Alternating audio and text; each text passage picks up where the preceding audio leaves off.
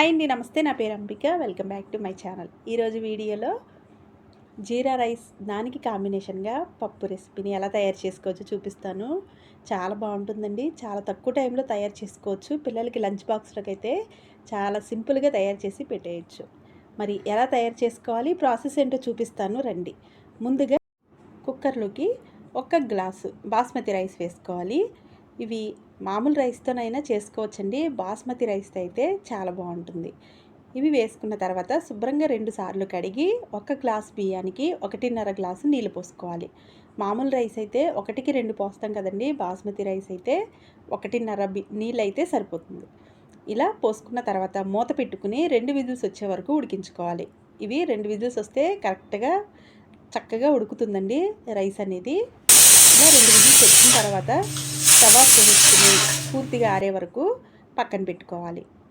ఇప్పుడు స్టవ్ మీద ప్యాన్ పెట్టుకుని దానిలోకి 2 గరిటెల వరకు నెయ్యిని వేసుకోవాలి. మీరు నెయ్యి ప్లేస్లో నూనె అయినా వేసుకోవచ్చు. తర్వాత 2 టేబుల్ స్పూన్ల వరకు జీలకర్ర వేసుకుని జీలకర్ర కొద్దిగా ఫ్రై చేసుకోవాలి.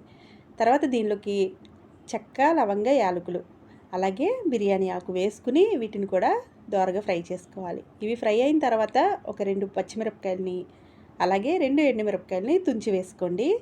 ఇవి వేసుకున్న తర్వాత ఒక రెబ్బ కరివేపాకును కూడా వేసుకుని వీటిని కూడా ఫ్రై చేసుకోవాలి. ఈ రైస్ చేసుకోవడం చాలా సింపుల్ అండి. ఇలా ఫ్రై అయిన తర్వాత దీనిలోకి కొన్ని జీడిపప్పులు వేసుకోవాలి. జీడిపప్పులు పూర్తిగా ఆప్షనల్ అండి. ఇవి కూడా దోరగా వేపేసుకున్న తర్వాత ఒక గుప్పెడు కొత్తిమీరను కూడా వేసుకుని వీటిని కూడా ఫ్రై చేసుకోవాలి. ఇప్పుడు ఇవన్నీ ఈ విధంగా ఫ్రై అయిన తర్వాత ముందుగా మనం వండి పెట్టుకున్న రైస్ని వేసేసుకోవాలి. ఇలా ఆరిన తర్వాత వేస్తే మనకి కలిపేటప్పుడు అన్నం విరిగిపోకుండా ఉంటుందండి. పూర్తిగా ఆరనివ్వాలి. ఇలా వేసేసుకున్న తర్వాత రుచికి సరిపడా ఉప్పు కూడా వేసుకుని నెమ్మదిగా ఈ విధంగా కలిపేసుకోవాలి. అంతేనండి, జీరా రైస్ అయితే రెడీ అయిపోయింది. చాలా సింపుల్ ఈ రైస్ చేసుకోవడం. పిల్లలకి లంచ్ బాక్స్లోకి చాలా తేలిగ్గా అయిపోతుంది. మరి ఇదైతే రెడీ అయిపోయింది. ఇప్పుడు దీనిలోకి కాంబినేషన్గా పప్పుని ఎలా తయారు చేసుకోవాలో చూపిస్తాను. ముందుగా 1 గ్లాసు పెసరపప్పు తీసుకున్నాను. మీరు పెసరపప్పు ప్లేస్లో కందిపప్పు అయినా వేసుకోవచ్చు. ఈ పప్పుని శుభ్రంగా కడిగేసుకుని 1కి 3 గ్లాసుల వరకు నీళ్ళు పోసుకోండి. ఇలా 3 గ్లాసులు పోసుకున్న తర్వాత దీనిలోకి ఒక 2 పచ్చిమిరపకాయలు అలాగే 2 ఉల్లిపాయలని ఈ విధంగా ముక్కలుగా కట్ చేసుకుని వేసుకోండి. అలాగే 2 టమాటాలని కూడా కట్ చేసి వేసుకోండి. తర్వాత కొద్దిగా చింతపండుని వేసుకోండి. తర్వాత రుచికి సరిపడా ఉప్పు వేసుకొని మూత పెట్టి 3 విజిల్స్ వచ్చే వరకు ఈ పప్పుని ఉడికించేసుకోవాలి. 3 విజిల్స్ వచ్చిన తర్వాత ఈలోపు తాలింపు అయితే వేసుకుందాము. స్టవ్ మీద ప్యాన్ పెట్టుకుని 2 గరిటెల ఆయిల్ వేసుకోవాలి. ఆయిల్ వేసుకున్న తర్వాత ఎండుమిరపకాయలు, వెల్లుల్లిపాయలు వేసుకుని తర్వాత కొన్ని పోపు దినుసులు వేసుకోండి.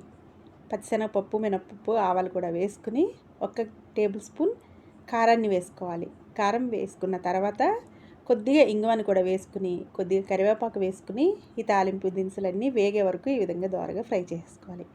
ఇప్పుడు దీన్ని పక్కన పెట్టుకుని పప్పు చూసారా చక్కగా ఉడికిపోయిందండి. ఇప్పుడు పప్పు గుత్తుతో ఈ విధంగా రుబ్బేసుకోవాలి. ఒకవేళ ఉప్పు సరిపోకపోతే ఉప్పు కూడా వేసుకోవచ్చు. ఇప్పుడు ఈ తాలింపుని దీనిలో వేసేసుకుని మొత్తం అంతా కలిపేసుకుంటే మనకి ఈ పప్పు అయితే రెడీ అయిపోయింది. అంతేనండి, జీరా రైస్లోకి ఈ కాంబినేషన్తో తింటే భలే రుచిగా ఉంటుంది. మరి మీరు కూడా ఒకసారి ఇదే విధంగా తప్పకుండా ట్రై చేయండి. అంతేనండి, జీరా రైస్ అలాగే పప్పు రెసిపీ ఈ 2 రెడీ అయిపోయినాయి. మీరు కూడా ఇదే విధంగా తప్పకుండా ట్రై చేసి మీకు ఎలా వచ్చిందో కింద కామెంట్ చేయండి. వీడియో నచ్చితే లైక్ చేసి మీ ఫ్రెండ్స్కి, రిలేటివ్స్కి షేర్ చేయండి. ఇలాంటి మరిన్ని వీడియోస్ కోసం మా విన్నీ చేతి వంట ఛానల్ని సబ్స్క్రైబ్ చేసుకోండి. Thanks for watching.